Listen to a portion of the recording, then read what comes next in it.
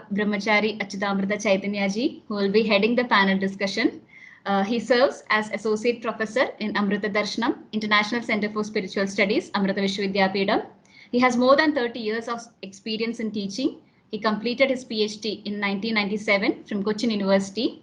Since then, he has continued his extensive study of Indian culture under the guidance of Amma, Sadguru Sri Mata Amritanandamayi Devi.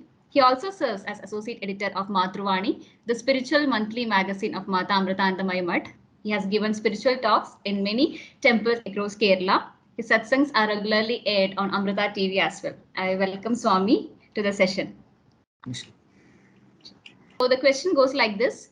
What is meant by Swadharma? What are the benefits of following one's Swadharma? How do I identify my Swadharma? That is, my grandparents and their parents were weavers. Does this mean weaving is my Swadharma, or is whatever that naturally happens to be my profession my Swadharma? If I come to know what my Swadharma is, how to follow the same? So this was the question by one of our students. I kindly request Achyutamrita Swami to clarify this question with his wisdom. Over to you, Swami. Namaskar. Let me start by bowing down to my beloved mother and master Amma. Om Yasya Smaranamatreena Jnanamutpadyate Swayam Sa Eva Sarva Sampattihi Tasmai Shri Gurave Namaha.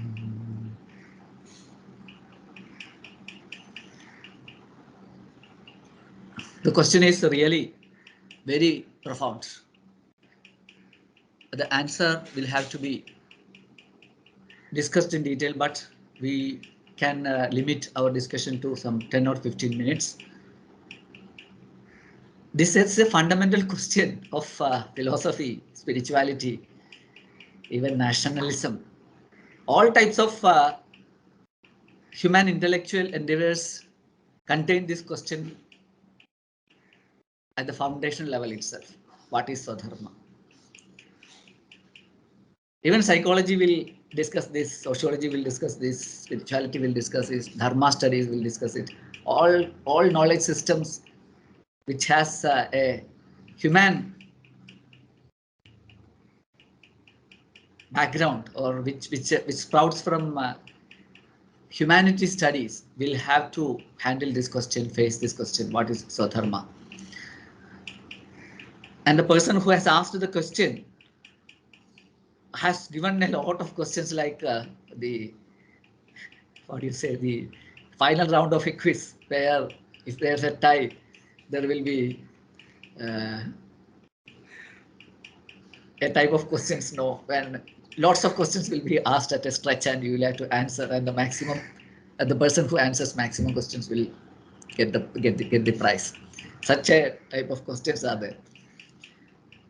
I'm really finding it very difficult to answer all these questions. Still, we will go through a general discussion on Dharma, Swadharma.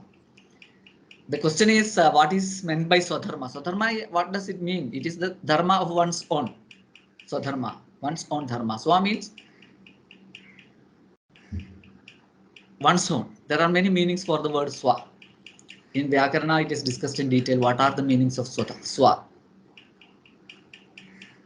In Panini's Sutra is there what for the meaning of Swa.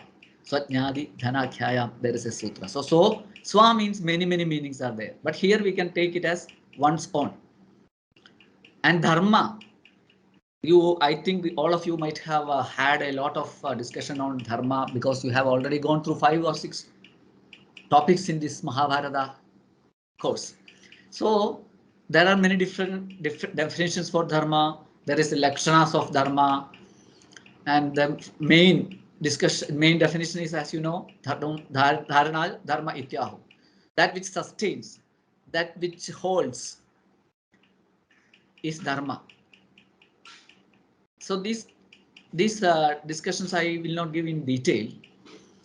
What that binds us together, that makes me as that makes me, that makes anything, that is Swadharma.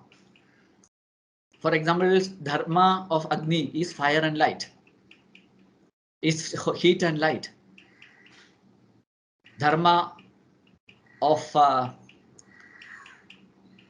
water is flowing, and what do you say, ardrata, that means stickiness. And all things in this world has its own dharma. So when it comes to human beings, everything has its dharma. Trees has their dharma, earth has its dharma, sun has its dharma, wind has its dharma, rain has its dharma, and all species of animals has their dharma, all species of trees and plants, they have their dharma. So it is there in each and every part of the creation. Even in an atom, it has its dharma. If we go on explaining it, electrons will have their dharma. Everything has its own dharma. Dharma is what it makes it's what makes an electron. An electron is electron's dharma. What makes a coconut tree it is dharma. So this is the larger meaning of dharma. So dharma. So if something, if for example, fire has its dharma of giving heat and light. If it does not have these qualities in it, we cannot call it fire. It is not fire anymore. If it doesn't have these two features or dharma, like heat and light. So when we come to human being, we have our own dharma. Human race has its dharma. The species has its dharma. And what is human species dharma? It is explained in detail in many texts like Mahabharata, Manusmriti, etc. Shamodamakshidiksaja. There are 10 very broad qualities which are given us the dharma of all human beings. Dharmoyam Dasalakshanam. It is for all human beings, like patience, forgiveness, then control, then discretion. There are many such things. Like 10 qualities are given. You can discuss it. Dharmoyam Dasalakshanam. Dasalakshana dharma you can find out, or which all are the all are the 10 essential qualities that makes a human being a human being. So this is human beings dharma. Each human being should have all this dharma, all these qualities in them, in them. So then only we can call them human beings. So this is the swadharma of each human being as a part of the species, Homo sapien, the species. But here the question is, what is my swadharma? So we take each of us as one individual and we explore into the swadharma of each individual. So human beings, Manushya is a Jadi.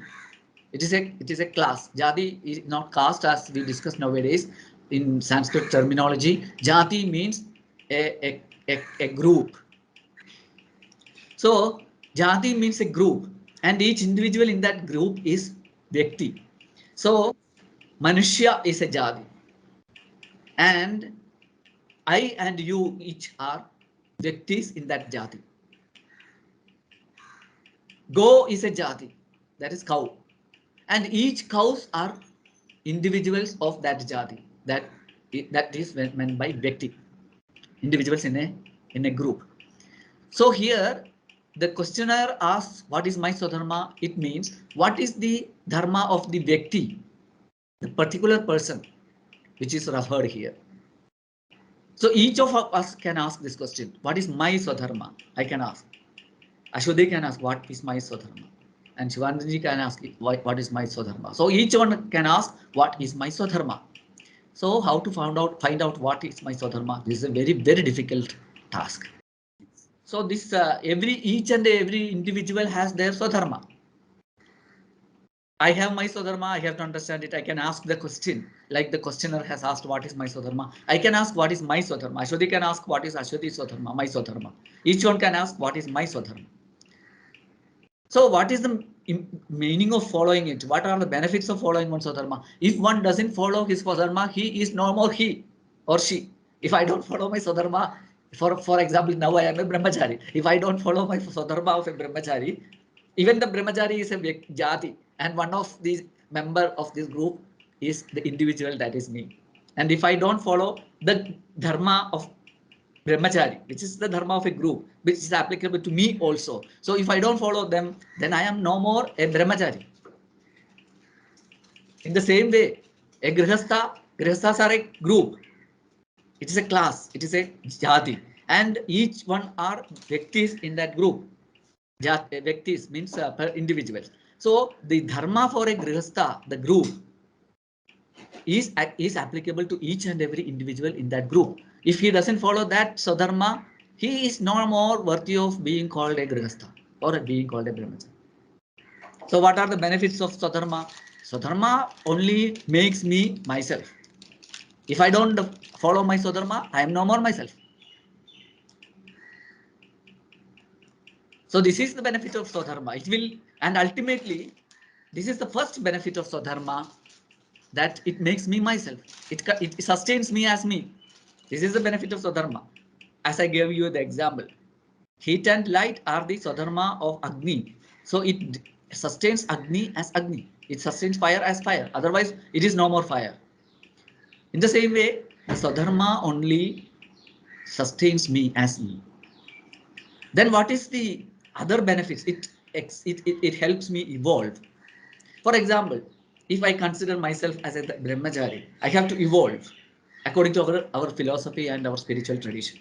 I have to evolve to the next stage. If it is not a Naishtika brahmachari, if it is an ashrama brahmachari, you might have gone through all these topics. At least you have heard about this. Brahmachari is an ashram in the ladder, and the next is grihastha, and then the next is vanaprastha, then it is sannyasa. But if it is Naishtika brahmachari, then he has no grihastha. He can directly go to sannyasa. So following one's swadharma will help him in evolving to the next stage of existence, or next spiritual plane, next dimension of his what do you say, astitva. You cannot translate it as existence. Astitva. I have an astitva. It is not just existence. Asti means ease. So astitva means easiness. If we want to translate it, easiness. I have seen a YouTube channel in which all the Sanskrit words which are translated and presented in English with the so-called equivalents are proved to be not translations, not actual translations, not real translations which convey the meaning. One of the examples is astitva. Astitva is not existence. Astitva is easiness, what I am, what that is. Agni, fire is, and the astitva of fire is the easiness of fire. In Malayalam, we can call it unma. Existence has a very, very shallow meaning, like nilanilpu. Existence will, if we translate it into Malayalam, it means nilanilpu. It is a struggle of existence. These things we have heard in biology when we study Darwin's theory of evolution. It is just a struggle for existence, means to stay in this world. That is not actually astitvam. Astitvam means what I am, what is my true easiness. So this my easiness should evolve. If I am a brahmachari at present, the easiness is ISNESS. This is a word coined by some scholars. Not EASCNESS. So this my present state should evolve to the next state. So a brahmachari should evolve into a grihastha. If it is a natural ashrama course, he should evolve into a grihastha into vanaprastha into sannyasa. But in an Naishtika brahmacharya, there is no this route. He had to straight to go to sannyasa. So these are all not the present day brahmacharya system, present day sannyasa system. These have inner meanings, very deep meanings in spiritual scriptural studies. So this evolution is the aim of Swadharma. And in the end, we have to evolve to the divinity that is our true nature. When we evolve to the final state of our easiness, our astitvam, then Swadharma drops out. Then there is no Swadharma. The question of Swadharma disappears. To that extent only there is Dharma. So that is why in Bhajagovindam there is a famous sloka. Dathya virajita charpada kantha dharma dharma vivarjita bandha. he travels on the pathway and he makes a cloth for himself with the cut pieces that are available on the roadside. Rithya Virajita Charpadakantha. Dharma Dharma Vivarjita Pantha. He has no dharma, neither adharma. He has evolved to a state where there is no question of dharma. When Shankaracharya came to do the final rituals of his final rites of his mother, when the mother passed away, Aryamba mother passed away, Shankaracharya, who was a sannyasi with this Kashayambara, ochre robe, Geruva kapda, he removed that ochre robe, this Kashaya vastra, and wore a white cloth and started performing his mother's final rites. Then the opponents came and asked him, questioned him, what right do you have? You are a sannyasi. So how can you perform the final rites of your mother? Then Shankaracharya asks them, Nistraigunye pati vicharadam ko vidhi ko nishedha. I have transcended the trigunas, sattva, rajas and tamas. So the relative existence has ceased for me. I have reached an existence which is the absolute existence. Then there is no dharma.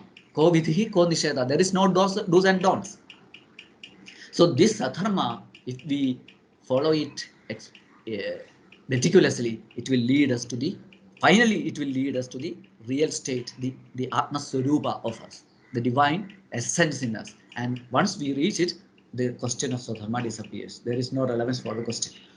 How do I identify my Swadharma? My grandparents and parents are grandparents and their grandparents were weavers. Does this mean that weaving is my Swadharma? There is a big chance that weaving is your Swadharma. If your ancestors were weavers, there are chances that weaving is your Swadharma, because Swadharma is decided by many factors. One of the cause for Swadharma is the actions or karma that we have performed in our previous birth. So according to the karma that we have done in our previous birth, we get a birth in this life, and that birth circumstances will be conducive to the karmas that you have done in your previous birth, and that karmas you have done in your previous birth has become your Swadharma. And to manifest that Swadharma, or to exhaust the karma and evolve to the next state of existence, you will have to continue that Swadharma. You will have to be born as a weaver. So there are very much chances that your Swadharma can be weaving. But it is not a hard and fast rule. There are more exceptions than rules, I think. Lord Krishna was a Brahman, as a Kshatriya. He became the great Acharya, which is the Swadharma of a Brahmana. Then I am giving examples from our Mahabharata and all those scriptures, so that the discussion can be focused on the topics that we are studying. Then Dronacharya was a Brahmana, but he did the work of a Kshatriya, even though he taught. Teaching is the dharma of a Brahmana, so he had partially followed his Swadharma. This Swadharma, which I now discuss, is according to the scriptural scriptural restrictions, in which Swadharma is decided by this birth. So Brahmana has a Swadharma of teaching. So Dronacharya did it, but he did the Swadharma of a Kshatriya also, because he was a great warrior. And Parashurama was born as a Brahmana, and the main thing he did was fighting, not teaching. He has not done much teaching, I think, as far as we know from our Puranas. He has mainly focused on battles only. So his father and mother were great Brahmins. They were teachers. They were imparting knowledge to the next generation. But he sought to another track. He sought another path, and he did exactly the acts of a Kshatriya. That is establishing Dharma with might. That is the Dharma. That is the Swadharma of a Kshatriya. So the questioner has asked whether, if my parents were weavers, weaving will be my Swadharma. It need not be there, but there are chances that it is your Swadharma. More chances are it is your Swadharma, because these are transmitted through genes, and the soul, the Atma, takes birth in a place which is conducive to exhaust his Swadharma or his karma in the Purva Janma, in the previous birth. So this family will be the suitable one to take birth, so that he can he can exhaust his karmas, doing his swadharma, following his swadharma. Whatever that naturally happens to me by my profession is my swadharma. How can we select our profession? In ancient times, professions are selected only from family, uh, family environment. But nowadays it has changed. So your education may decide what is your swadharma. Your talent, your aptitude, your interest may decide your swadharma. So according to your swadharma, you select an educational a subject you want to study, a topic for your education, a branch for your education. We select according to our swadharma, because swadharma is there in our soul, in our inner equipment, in our antakaranam. The swadharma is there. It manifests through our actions. There is a famous example. When Guru Gobind Singh was born, he was tested his parents tested to which category he belonged, because they are gurus, so they are teachers, and they are also fighters, warriors. So both are there. And he was sent to a room when he was very young, maybe 1 or 2 years old. He was sent to a room where there were a lot of weapons like swords, all these things, and there were great books of Guru Granth Sahib like that. So books also were there. And in that young age itself, he chose the swords, bows, and arrows. He didn't go to the books. It doesn't mean that he didn't had the knowledge, the scholarship, but his main focus was on fighting. And you know how he fought with Aurangzeb and how he established a very big kingdom. So Swadharma is there in our by birth. We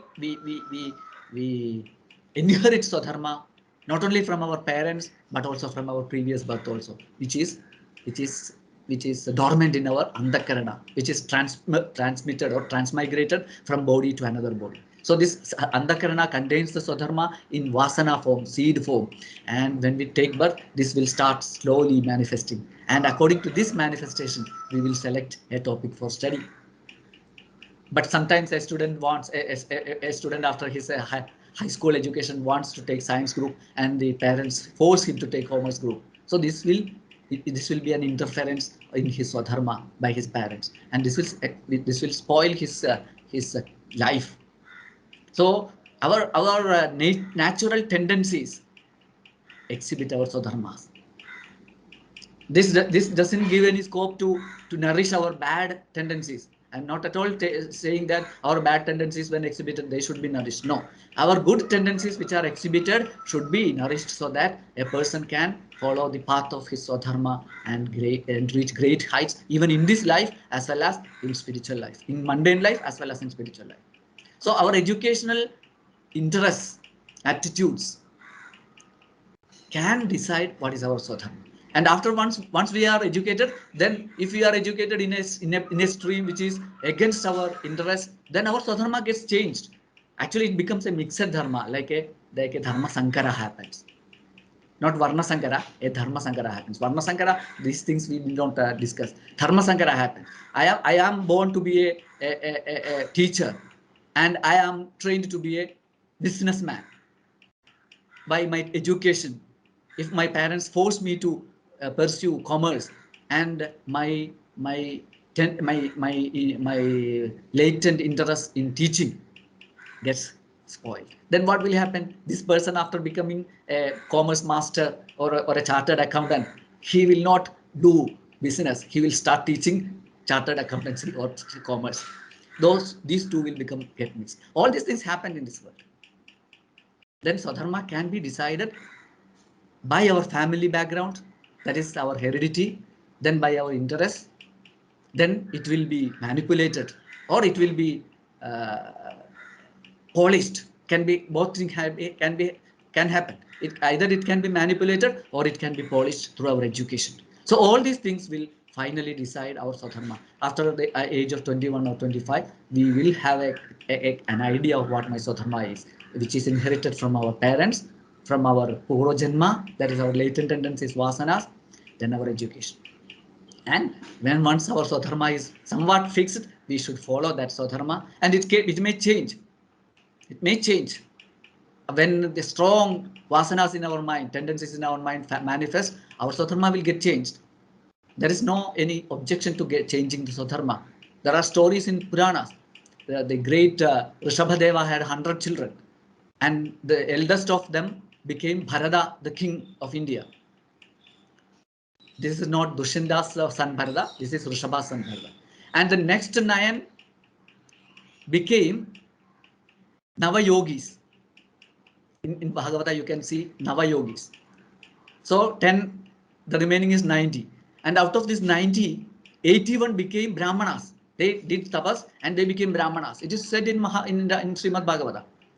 So 81 of these 100, these are children of a Kshatriya king called Rishabha. And 81 of them became Brahmanas by tapas. 9 of them became yogis. Then one became Bharata, the next king. And the other 9 were given 9 khandas, 9 segments of India.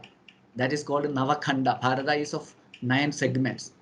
So all these 9 were given charge of 9 separate, continents. You can say continents or something like that.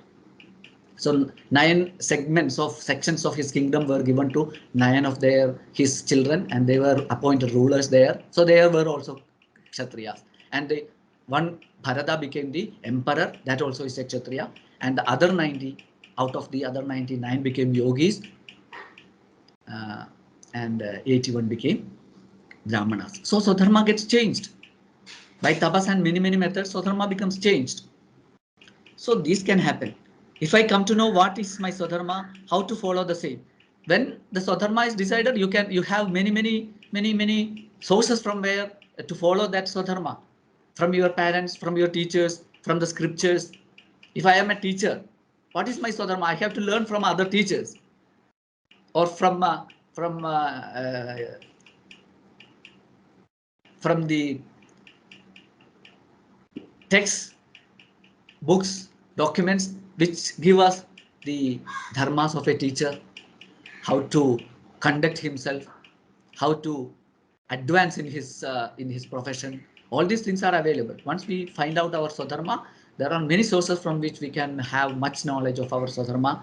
And the best thing is to approach a Sadguru like Amma and get knowledge, because in Mahabharata itself we have studied Dharmasya Tattvam Nihidam Guhaya Mahatmano Yena Mahajano Yena Gadasa Pantha. So if you have any conflict about this practicing of your Swadharma, the best thing is to approach a great master like Amma. As Arjuna was forced to fight against his own kith and kin, his own family people.